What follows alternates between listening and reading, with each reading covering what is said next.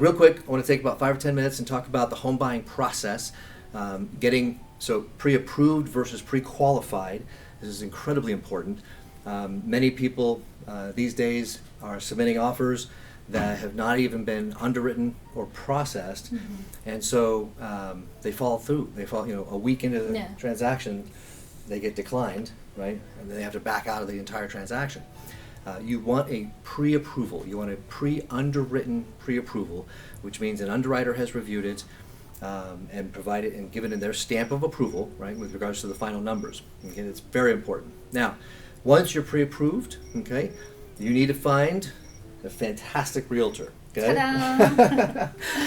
And I can tell you that your offer, whether it gets accepted or not, unless you're bringing in millions of dollars and paying cash, the chance of your offer getting accepted over another is heavily dependent on the agent that you choose and their ability to negotiate on your behalf and to fight for you. Okay? Absolutely. And I can tell you that, Julia, you bring that to the table for your clients. And so finding a trusted realtor who's going to fight for you on your behalf is imperative. I ask people, because a lot of people say, well, we're online, right? You could look at Realtor.com and Redfin, and, what's wrong with submitting your own offer, right? Well, first of all, you have a job, right? And so you have to work 8, 10, 12 hours a day. When are you going to learn the negotiating skills and the tactics that it takes, right, to get the offer won, right? What if you're looking at multiple homes? Right? When do you have the time to look if this is the right home? And if you've built a relationship with Julia, for example, and she knows what you want in a home, she can now go out and look for it, right? And so you've got babies to take care of. You got jobs, right? Yeah. And Ted, the interesting thing that a lot of people think that realtor doesn't really do much. Actually, we do so many things, but we just run everything behind the scenes. Because a really good realtor would try to make the transaction as smooth as possible, the whole process for their client. That's why the client doesn't really know what is it exactly that we do up until after we submit the offer. But in fact, there are so many different things that go into play, starting with even getting the appointments to view a property. With nowadays, a lot of buyers thinking, oh, I'm just going to make the appointment and I'm going to go and look at the house. No, actually, the requirements is submit a form where you showing that you don't have a COVID, and also the pre-approval. So a lot of homeowners right now, they want to see the pre-approval even before you look at the house for the first time. So this is very crucial to get your pre-approval before you're even going out there and looking at houses.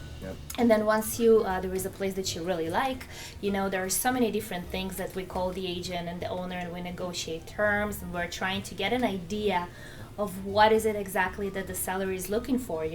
Maybe they're looking at a certain price range, or and oftentimes we're able to get all this info prior to submitting the offer. Some owners, they want to stay in the house even after selling the house.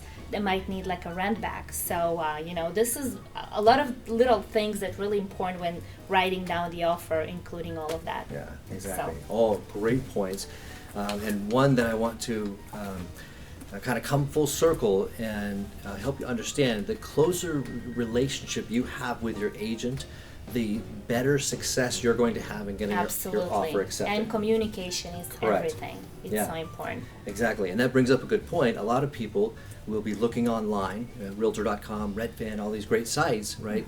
And be afraid to share that with their realtor, thinking, they're looking behind their backs, right? Yeah. That's not the case, right? I mean, Julia, you would encourage them to be looking online, Absolutely. Right? If you find something that you like, please send me the address. I'm gonna, get some more info for you if it's even available. Also, another misconception is, when buyers looking out there, let's say Zillow or Redfin, whatever it is, sometimes the information to the general public might not be completely correct. Right. So oftentimes, Zillow gonna show property that's it's active, but in fact it's already pending, or it could be even sold 2 weeks ago, but Zillow would show as inactive.